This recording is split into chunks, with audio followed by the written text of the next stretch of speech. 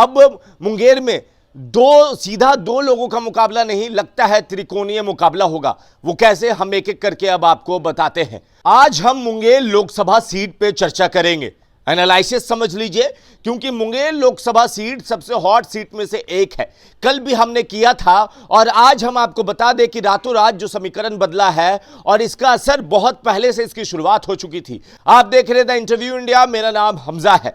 देखिए, मुंगेर लोकसभा सबसे हॉट लोकसभा, इस लोकसभा के एक तरह से मालिक कहे जाते हैं लल्लन सिंह, और कहा जाता है कि भूमियार जाति यहां पर लीड करती है। मगर भले ही भूमियार समाज की 3 लाख आबादी हो, वहीं पे धानुक समाज भी 3.5 लाख के आसपास है। मतलब यहां पर जो सबसे ज्यादा आबादी में है वो धानुक समाज है, और धानुक समाज यहां पर जिसको चाहे हीरो बना सकता है। अब देखिए, अब यहां पर बात आ रही थी लल्लन सिंह, अशोक महतो, मगर धानुक समाज ने भी अपना नेता चुन लिया है और बहुत पहले से चुना है, और इस पे मोहर भी बहुत पहले लगा दी थी। मगर लग रहा था कि अब क्या होगा और तब क्या होगा। अब मुंगेर लोकसभा से धानुक समाज का अपना नेता, अपना बेटा कह लीजिए, पीयूष प्रियदर्शी ने ताल ठोक दिया है। उनसे जब बात हुई फोन पे तो उन्होंने साफ साफ कहा कि हमें कोई पार्टी टिकट दे तो बहुत अच्छा, नहीं टिकट देगी तो हम लड़ेंगे। और वजह जब हमने पूछा कि क्यों निर्दलीय भी मैदान में उतरने को तैयार हैं, तो उन्होंने 2 वजह बताई। पहला ये कि हमारी 3.5 लाख की आबादी, वोटिंग पर पोल जो होता है वो 2,20,000 होता है, हम अपना वोट किसी और को क्यों दे। हम इतने साल से तो यही हमारा समाज करते आया है कि अपना वोट दूसरे को देते आया है, मगर इस बार हमारे समाज ने ठान लिया है कि जो 3.5 लाख वोट है, जो 2,20,000 पोलिंग है, वो हम अपने नेता, अपने बेटा के लिए करेंगे। और इसकी शुरुआत आज से नहीं, 8-10 महीने पहले से है, जब धानुक समाज 104 गांव का सम्मेलन करवाता है मेला में, या फिर पीयूष प्रियदर्शी जितना भी जनसभा करते हैं उसमें 5-10 हजार की भीड़ कॉमनली क्षेत्र वाइज आ जाती है।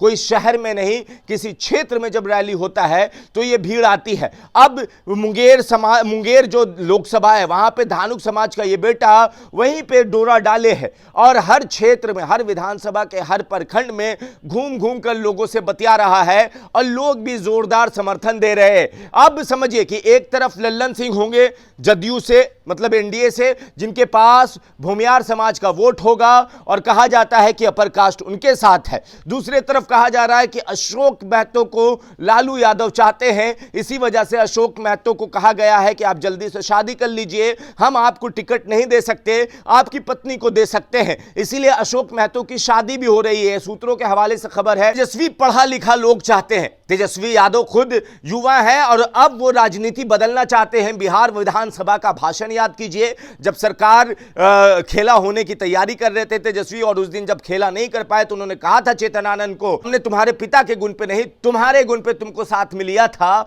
मगर तुम्हारी मर्जी, हम चाहते हैं युवा की एक टीम बने, और वो आगे आए। और यही वजह है कि पीयूष